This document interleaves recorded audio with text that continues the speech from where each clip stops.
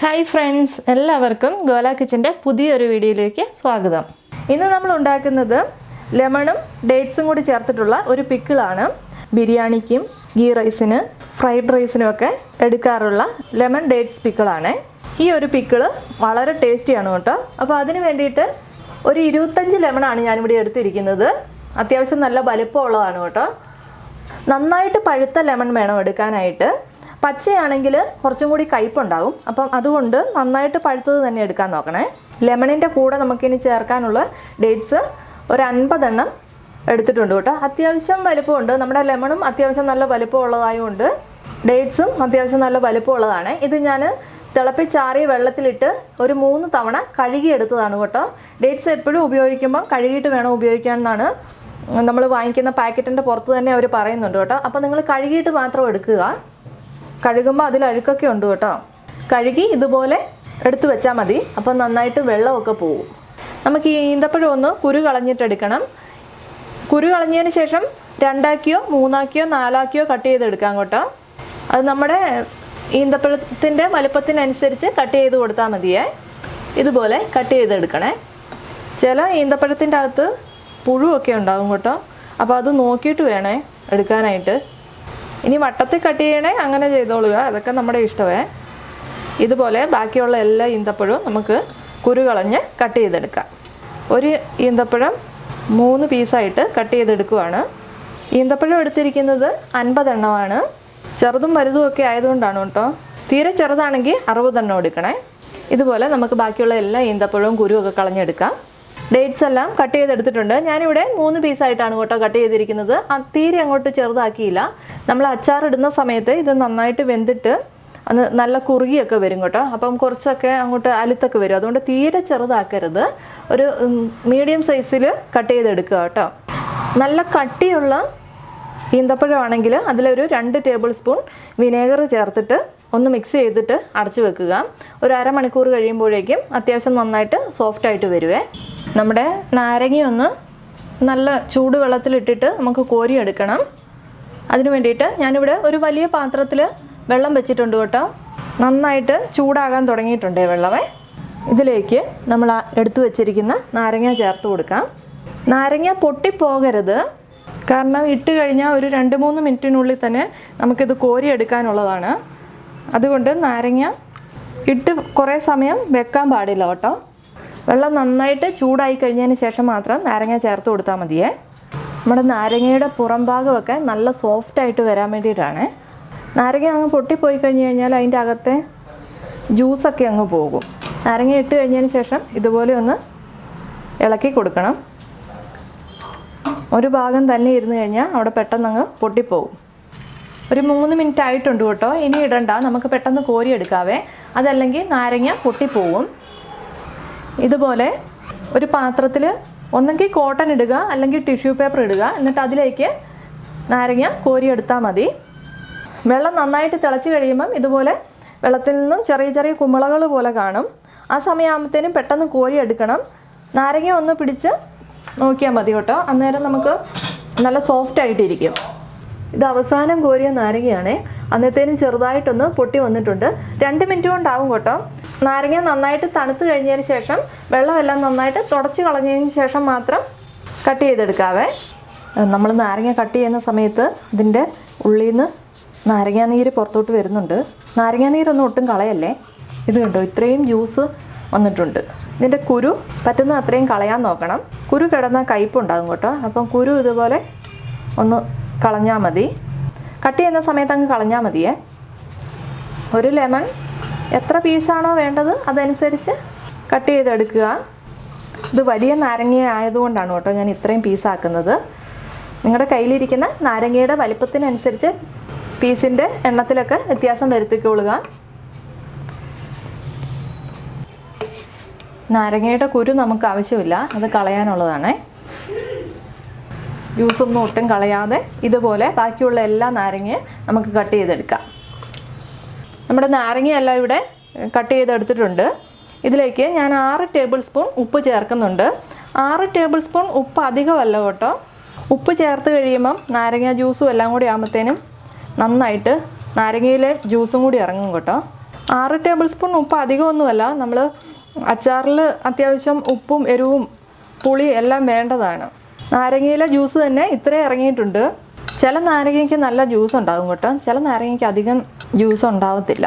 Mix ചെയ്തതിന് ശേഷം നമുക്കിത് അടച്ച് മാറ്റി വെക്കാം. ഇനി അച്ചാർ ഇടാനായിട്ട് തുടങ്ങാവേ. അച്ചാർ ഇടുന്നതിന് വേണ്ടിയിട്ട് ഞാനിവിടെ ഒരു കടായി വെച്ച് കൊടുത്തിട്ടുണ്ട്. അതിലേക്ക് നല്ലെണ്ണയാണ് കേട്ടോ ചേർത്ത് കൊടുക്കുന്നത്. നല്ലെണ്ണ ഉണ്ടെങ്കിൽ നല്ലെണ്ണ തന്നെ ചേർത്ത് കൊടുക്കുക, ഇല്ലേ മാത്രം ബാക്കി ഏത് ഓയിലെങ്കിലും ചേർത്ത് കൊടുത്താൽ മതിയേ.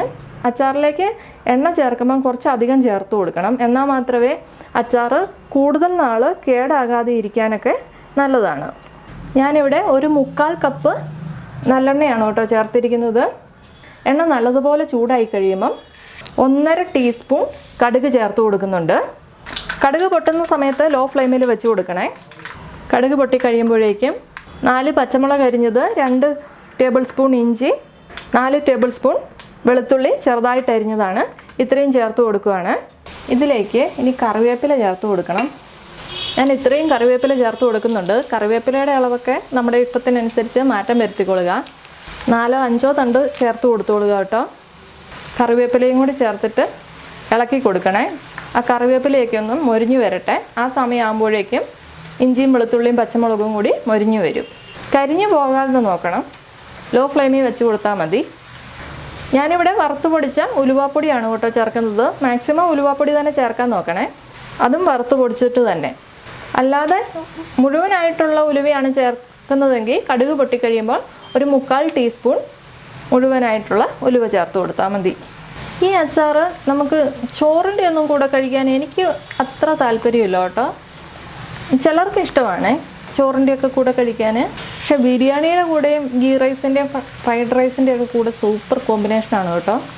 ഒരു തവണയെങ്കിലും നിങ്ങൾ ഉണ്ടാക്കി നോക്കിയാൽ തീർച്ചയായിട്ടും വീട്ടിൽ തന്നെ അത് തീരുമ്പോഴേക്കും അടുത്തത് ഉണ്ടാക്കി വയ്ക്കും. ഞാനിതിപ്പം പുറത്ത് കൊടുക്കാൻ വേണ്ടിയിട്ടാണ് കേട്ടോ ഈ അച്ചാർ ഉണ്ടാക്കുന്നത്. അതുകൊണ്ടാണ് ഇത്രയും എണ്ണയും വിനേഗറും ഒക്കെ ചേർക്കേണ്ടി വരുന്നത്. നിങ്ങൾ വീട്ടിൽ തന്നെ അന്നേരം തന്നെ ഉപയോഗിക്കാനാണെങ്കിൽ ഇത്രയും എണ്ണയും വിനേഗറും ഒന്നും ചേർക്കേണ്ട ആവശ്യമില്ല. നമ്മുടെ കറിവേപ്പിലയൊക്കെ ഒന്ന് മൊരിഞ്ഞു വരാൻ തുടങ്ങിയിട്ടുണ്ട്. ഇനി നമുക്ക് പൊടികൾ ചേർത്ത് കൊടുക്കണം. ഈ സമയത്ത് ലോ ഫ്ലെയിമിൽ തന്നെ വെക്കണം. 1 ടീസ്പൂൺ മഞ്ഞൾപ്പൊടി ചേർത്ത് കൊടുക്കുന്നുണ്ട്. മഞ്ഞൾപ്പൊടി ചേർത്തിട്ട് ഇളക്കി കൊടുക്കുക. അതിന് ശേഷം വേണം ബാക്കിയുള്ള പൊടികൾ ചേർത്ത് കൊടുക്കാനായിട്ട്. വറുത്ത് പൊടിച്ച ഉലുവ 1 ടീസ്പൂണ്, 1 ടീസ്പൂൺ കായം, 5 ടേബിൾ സ്പൂൺ കാശ്മീരി മുളക് ചേർക്കുന്നുണ്ട്, നല്ലൊരു കളർ കിട്ടുന്നതിന് വേണ്ടിയിട്ടാണ്. 2 ടേബിൾ സ്പൂൺ എരിവുള്ള മുളക് പൊടിയും കൂടി ചേർത്ത് കൊടുക്കുന്നുണ്ട്. നമ്മൾ ചേർത്ത പച്ചമുളകുണ്ട് 4 എണ്ണം. ഇതെല്ലാം കൂടി ആകുമ്പോഴത്തേനും എരിവുണ്ടാകും. നന്നായിട്ട് ഇളക്കി കൊടുക്കാം. ലോ ഫ്ലെയിമിൽ തന്നെ വെച്ച് ഇളക്കി കൊടുക്കണം. ആ പൊടിയുടെ എല്ലാത്തിൻ്റെയും പച്ച മണമൊക്കെ മാറി വരണം കേട്ടോ.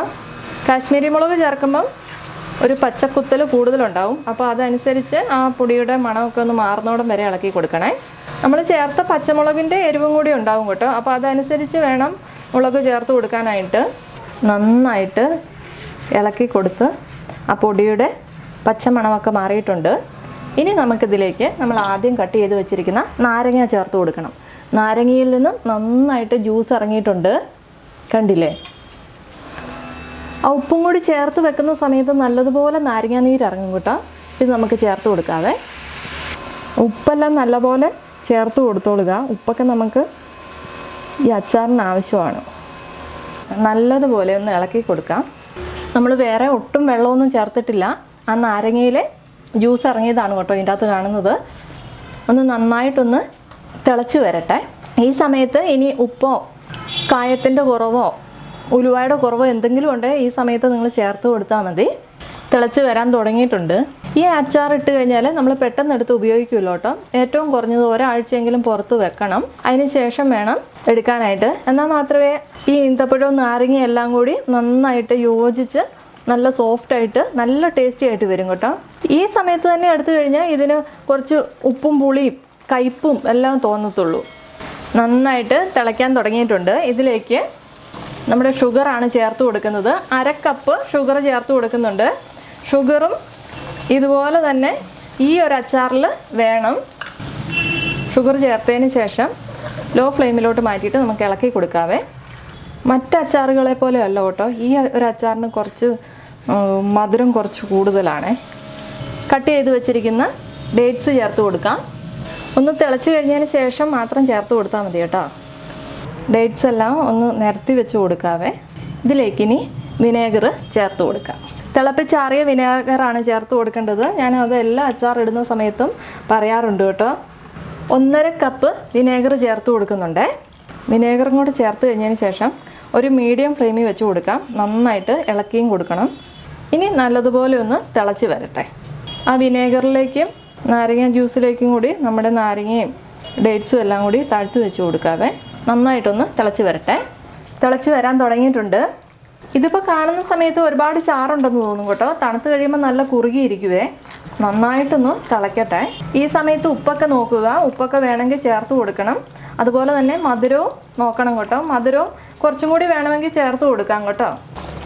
നല്ലതുപോലെ തിളയ്ക്കാൻ തുടങ്ങിയിട്ടുണ്ട്. നല്ലതുപോലെ തിളച്ചെല്ലാം കഴിയുമ്പോൾ നമ്മുടെ ഡേറ്റ്സ് എല്ലാം നല്ല സോഫ്റ്റായിട്ട് ഇതിലേക്ക് അങ്ങ് അലിഞ്ഞു വരും. ഇതിലേക്ക് 2 ടേബിൾ സ്പൂൺ ഷുഗറും കൂടി ഞാൻ ചേർത്ത് കൊടുക്കുന്നുണ്ട്. 1 ടേബിൾ സ്പൂൺ ഉപ്പും കൂടി ചേർത്ത് കൊടുക്കാം. ഇതെല്ലാം നോക്കിക്കഴിഞ്ഞതിന് ശേഷം മാത്രം ചേർക്കുക. എനിക്കിവിടെ കുറച്ചും കൂടി വേണമെന്ന് തോന്നിയോണ്ടാട്ടോ ചേർത്തത്. ഈ ഒരു അച്ചാറിന് ഉപ്പ്, എരിവ്, പുളി, മധുരം ഇത് 4 വേണം. എന്നാലേ നല്ല ടേസ്റ്റ് ഉണ്ടാകത്തുള്ളൂ. ഇത് നല്ല കുറുകി വരുന്നുണ്ട്. ഇത് ഇങ്ങനെ ഇരിക്കുന്ന സമയത്ത് ഒരുപാട് ചാറുണ്ടെന്ന് തോന്നും കേട്ടോ. പക്ഷേ തണുത്ത് കഴിയുമ്പോൾ നല്ല തിക്കായിട്ടിരിക്കും. എപ്പോഴും അച്ചാറിട്ട് വെക്കുന്ന ബോട്ടിലെല്ലാം നന്നായിട്ട് കഴുകി ഉണങ്ങിയതായിരിക്കണം. അതുപോലെ എടുക്കുന്ന സ്പൂണുകളും പാത്രങ്ങളും എല്ലാം നന്നായിട്ട് ഉണങ്ങിയതായിരിക്കണം. അത് ഞാൻ എല്ലാ അച്ചാറിൻ്റെ വീഡിയോയിലും പറയാറുണ്ട് കേട്ടോ. നമ്മൾ എടുക്കുന്ന സ്പൂണിൽ വെള്ളമൊക്കെ ഉണ്ടെങ്കിൽ അച്ചാർ പെട്ടെന്ന് ചീത്തയായി പോവും. പിന്നെ ഒന്നും ചെയ്യാൻ പറ്റില്ല. അതുകൊണ്ട് നല്ല ഉണങ്ങിയ സ്പൂണൊക്കെ ഉപയോഗിക്കുക.